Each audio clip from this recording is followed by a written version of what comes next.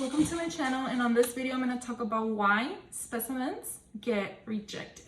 Okay, I'm going to start with the blue. Okay, I cannot stress this enough, and I actually did this so you could clearly see that blue tops do not have a minimum. That means if it's below the line, rejected. Okay. Another test that there's no minimum, it would be your set rate. Okay, normally that's a black tube, but a lot of workplaces, just keep in mind that you could also use a lavender. Okay, and for the lavender, if you don't use a black tube, get a full sample. You see the little square? That means it's a full sample, and they could use this one to do the set rate. So set rates do not have a minimum. Okay. TBs, okay? TB is your quantiferin, okay? The quantiferin, of course, some medical places, they do the skin test. But now it's very common for doctors to order the actual blood. So keep in mind that the TB, the quantiferin, do not have a minimum. When you have to draw TB, every workplace is different, but in this facility, we only have to do 1 tube. And again, they want a full sample. When it comes to the TBs, it depends where you work. Sometimes you don't use this one, you use 4 tubes, but just keep in mind that each tube needs 1 ml, okay? No minimum, 1 ml on each, 1 ml, okay? I did work at another facility that for the TB, it was 3 tubes, 1 ml each, okay? I'm also gonna be talking about the tests, not the tests, but the tubes that you do have a minimum, okay? That means that if you have a hard draw, there's a possibility to do the minimum, okay? So, find out in your workplace what are your minimums. But, for example, is CBC, if they order a CBC, the way that it will get rejected if it's clotted, okay? Your CBC cannot be clotted. So even if you have 2 mLs of blood like that, it's okay.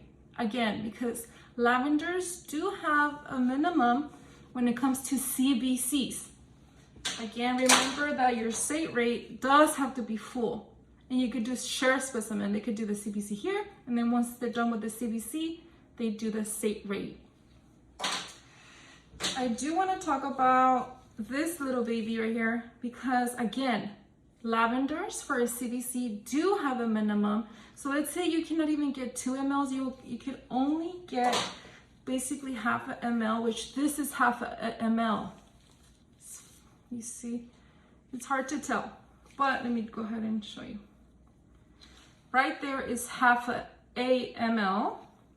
And half a ml, which is this line right here. So when you get try to do at least half a ml, okay? That's the minimum, okay? When you do this line right here, you're pushing it, okay? You're pushing it. It's maybe the CLS would rejected it for a QNS, which is short sample. Let's pretend that you need to draw a chemistry test. If you haven't seen my order of draw, for chemistry, you could do a green top or an SST. So, guess what? We do have minimums for chemistry test, which is your small, tiny gold top, or you could do the green. There's a green one like this, but I don't have one right now. But so it's the same, half a ml, and you're good to go. But of course, if you could get a full sample, do that, okay? Get a full sample all of the time. But I'm making this video so you know that if there's a minimum that you could do, don't get stressed. It's okay to do minimums, okay? But don't get into a habit of doing minimums, okay? The CLS does not like that. They want more blood, of course. But like I was saying, keep in mind that you do have the option to do a finger stick. So when you do a finger stick, okay, or a heel stick, this is a lancet. Of course, they're all different in different places, okay? But what I was trying to show you in the other video is that you don't want to poke the surface, okay? You want to press down, don't be scared. Press down with pressure before, like if this is, you just go like that and it'll poke, okay, when you put pressure. But there are some that you have to press down first, and then there's like a little thing here. You click on it, but you have to press down first because you don't want to poke the surface. That's not going to give you any blood, okay? You're just going to poke the surface and no blood is going to come out. Just a tiny little blood. No, don't do that. There are different ways to draw. This is a butterfly and this is a syringe. Or you could do a butterfly and attach this to it. This is almost like a string needle, okay? But it's almost, because this one has air. So let me show you option number one. You have this little baby here. They all look different in different places, but it's about the same. So this is called a straight needle, okay? You put the tubes, automatically they get filled, and you don't have to worry about the sample being short because this has no air. That means that if you put the blue top that you don't want it to be short, has no air. So if you put this one first, no problem. It will be completely full if you have the needle at in the right place, okay? But if you do use a butterfly, you attach, this is a butterfly right here. You attach it like this. You can still do this if you really want to, okay? You poke, you put the blue top, guess what's gonna happen? All this air is gonna go in here. So then once the blood goes in here, it will be short, okay? Because all tubes have a vacuum, okay? And the vacuum is specifically for it to get full, like up to the line, okay? So if the vacuum is already, it's done, the vacuum thinks that the air is part of the blood, and it's not. So that's how you get a short sample. Let me show you something super fast though. If you remove this, if you have this, you can remove this and you could use a syringe. These are for really hard draws. And you could,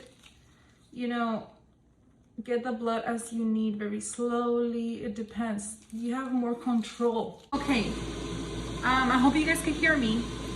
But when you have a syringe, something that you must know as a new phlebotomist is that you don't, once the needle is in the vein, you don't go like that fast, okay? You're gonna blow the vein. When you're drawing, you wanna take your time and do it slowly, okay? So slowly, remember that, okay? And do not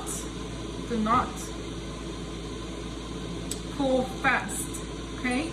And then another thing that I forgot to say is that when you have your needle like that, you want to use the syringe, make sure you go like that first, because if you don't, when you insert the needle, but make sure you go like that and then back like that, okay? Because if you don't do that, if you insert the syringe, it will be very hard to pull, okay?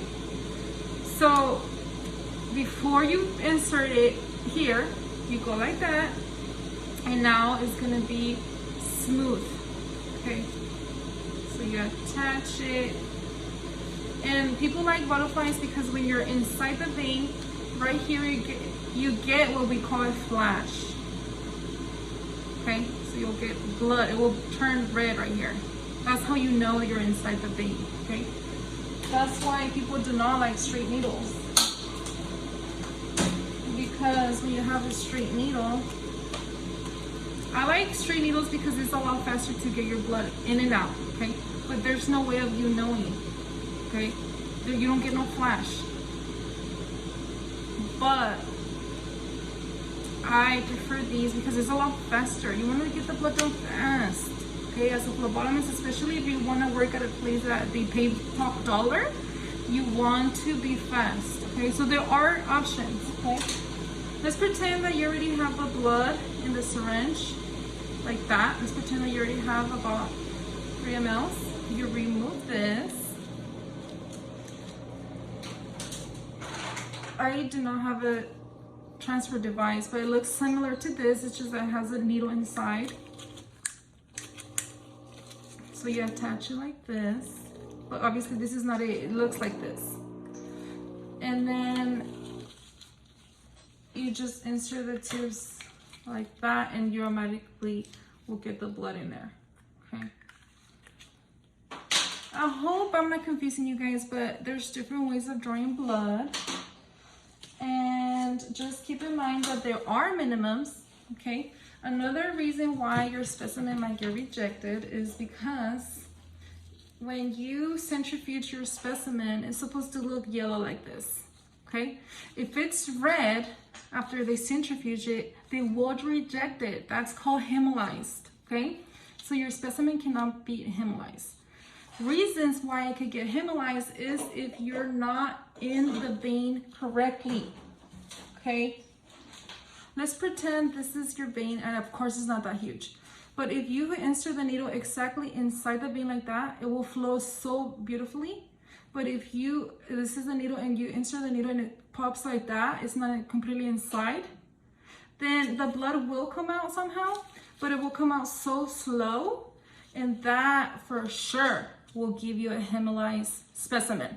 So let's pretend that you're doing a draw and the blood is coming so slow. I would say if you cannot save it, just remove the needle, it's okay, and start all over. Okay, so you want a very good flow. Okay, a very good flow means is if you use a syringe,